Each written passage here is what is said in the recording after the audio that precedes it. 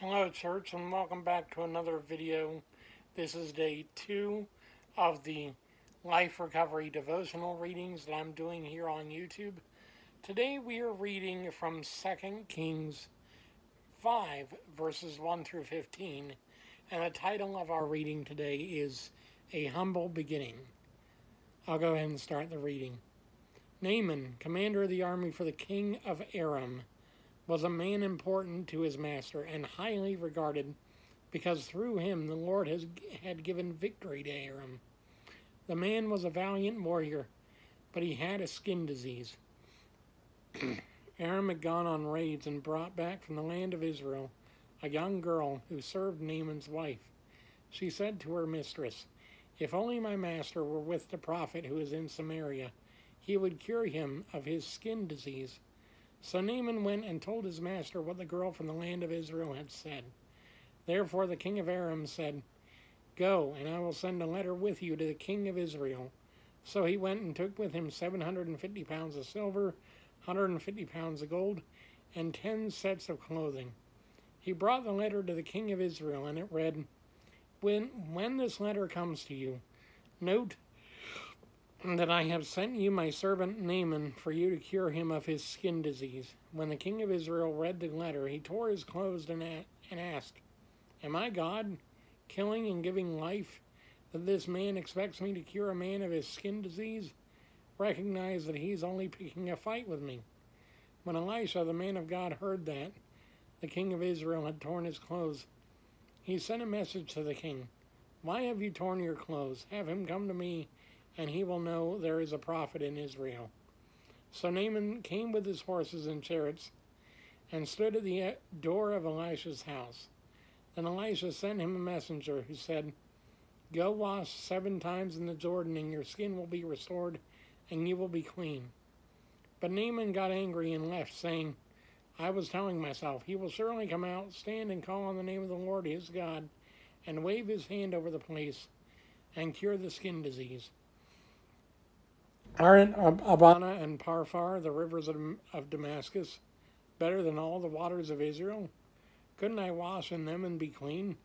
So he turned and left in a rage.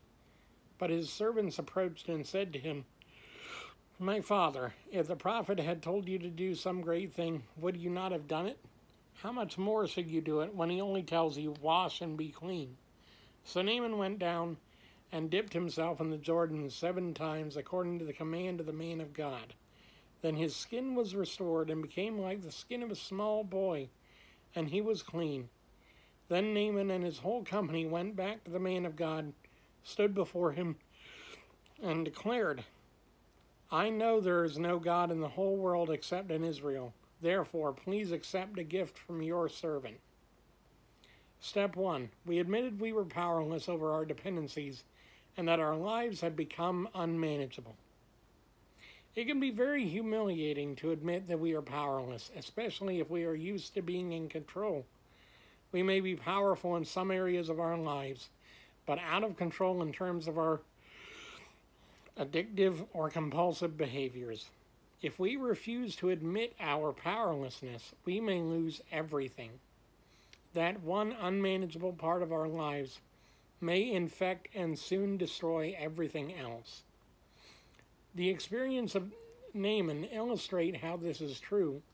He was a powerful military and political figure, a man of wealth, position, and power. He also had leprosy, which promised to bring about the loss of everything he held dear. Lepers were made outcasts from their families and society. Ultimately, they faced a slow, painful, and disgraceful death. Naaman heard that there was a prophet in Israel who could heal him. He found that prophet and was told in order to be healed, he needed to dip himself 7 times in the Jordan. He went away outraged, having expected his power to buy him an instant and easy cure. In the end, however, he acknowledged his powerlessness, followed the instructions, and recovered completely. Our disease, quotes, is as life-threatening as the leprosy in Naaman's day. It slowly separates us from our families and leads toward the destruction of everything important to us.